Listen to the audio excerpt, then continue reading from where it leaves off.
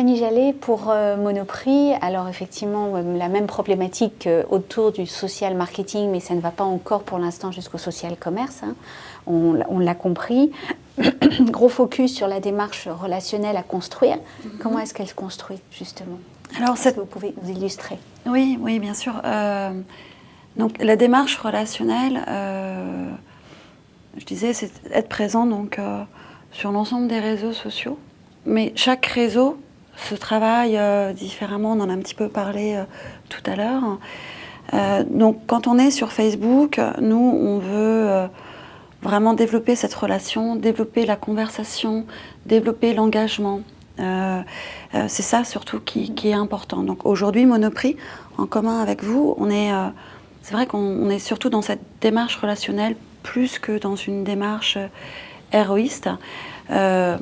Pour nous, Facebook, aujourd'hui, on l'utilise aussi comme un peu un panel en temps réel de ce que pensent nos consommateurs de nos produits. On l'utilise aussi beaucoup pour ça. On leur demande leur avis. Et chez Monoprix, on a aussi engagé l'ensemble des différents métiers. On les a engagés à s'intéresser à ce qu'on faisait sur Facebook. Parce que c'est extrêmement riche d'enseignements pour tout le monde. Facebook, ça appartient pas à une entité chez Monoprix, hein. Pour moi, c'est important que ça appartienne à tout le monde. Donc il y a beaucoup d'évangélisation en interne. Chacun doit se l'approprier et comprendre comment on peut travailler efficacement ce produit, parce qu'on parle à nos clients en direct. Donc c'est vrai que Facebook, c'est un laboratoire. On génère de la conversation, de l'engagement, on leur raconte des histoires. On n'utilise pas Facebook comme un catalogue. Si on fait ça, ça va absolument pas marcher. On parlait de relayer tout à l'heure les opérations commerciales, c'est vrai, c'est ce que demandent les fans en numéro 1. En revanche, c'est pas forcément ça qui va générer le plus d'interaction, le plus d'engagement. Mais en revanche, il faut leur donner l'information. Donc à chaque fois, il faut peser ce qui va générer l'engagement et ce qui ne va pas peser l'engagement, mais en revanche, ce qui est important aussi pour la marque et aussi pour nourrir la relation avec nos clients. Donc on a un comité éditorial, on a un planning éditorial sur Facebook qui est adapté aux attentes des consommateurs. On essaye d'être réactif, c'est-à-dire qu'il ne va pas être prévu 3 semaines à l'avance, parce que l'idée c'est de rentrer dans le quotidien des gens et d'être vraiment toujours dans l'actualité la plus chaude. Donc c'est pas du tout que des actus sur Monoprix, il y a aussi énormément d'autres choses. Je vais dire, nous on poste tous les jours des infos sur Facebook. Sur un planning d'une semaine, je vais avoir, on va dire, 2 infos sur 7 qui vont être en relation avec Monoprix de façon directe. Mais après, c'est contourné. Par exemple, voilà, on a parlé du Beaujolais nouveau hier. C'était la sortie du Beaujolais, à consommer avec modération. Chez Monoprix, on avait moins 15% sur le Beaujolais nouveau. On a eu la médaille d'or sur le Beaujolais nouveau. Eh bien, évidemment, on l'a dit en disant, voilà, attention, on a eu la médaille d'or. Le Beaujolais nouveau, c'est aussi toujours, on se demande quelle va être la nouvelle affiche sur le Beaujolais nouveau. C'est ça qui intéresse aussi, qui plaît aux gens. Donc nous, on a plutôt raconté l'histoire sur ces affiches-là. Et on en a aussi profité pour dire qu'il y avait moins 15 sur le Beaujolais nouveau et qu'on avait eu la médaille d'or. Mais voilà, on raconte l'histoire d'une autre façon. Évidemment, on n'aurait jamais raconté ça sur un magazine, sur une affiche, voilà. Donc ça, c'est Facebook, c'est de générer de la conversation avec nos clients. L'info, en général, elle sort pas de Facebook, elle reste dans ce système-là. Après, Twitter, ça va être utilisé pour faire de l'amplification de contenu, mais on va pas du tout raconter les mêmes choses. Sur Twitter, c'est une toute petite communauté, même si elle progresse énormément. Il y a 3 millions aujourd'hui d'utilisateurs sur Facebook. Mais en revanche, les gens qui sont sur Facebook, c'est des gens qui veulent recevoir une information qualitative. Excusez-moi, sur Twitter ou sur Facebook? Pardon, sur Twitter. Ils veulent recevoir une information qualitative qui va les valoriser. On n'adresse pas du tout les mêmes infos sur Facebook et sur Twitter. Donc c'est beaucoup moins de posts, mais c'est plutôt des informations à valeur ajoutée. Évidemment, comme ce ne sont pas les mêmes cibles, nous on a étudié la cible sur Twitter, les gens qui nous suivaient, on voit que ce ne sont pas les mêmes que ceux qui nous suivent sur Facebook. Donc c'est encore une information qui est différente. Donc ce n'est pas le même programme éditorial. En revanche, même s'il y a beaucoup moins de personnes qui sont sur Twitter que sur Facebook, en revanche, on voit que le phénomène d'amplification, il est énorme. Aujourd'hui, quelqu'un qui est sur Twitter, il va sharer son info 5 fois plus qu'un internaute lambda.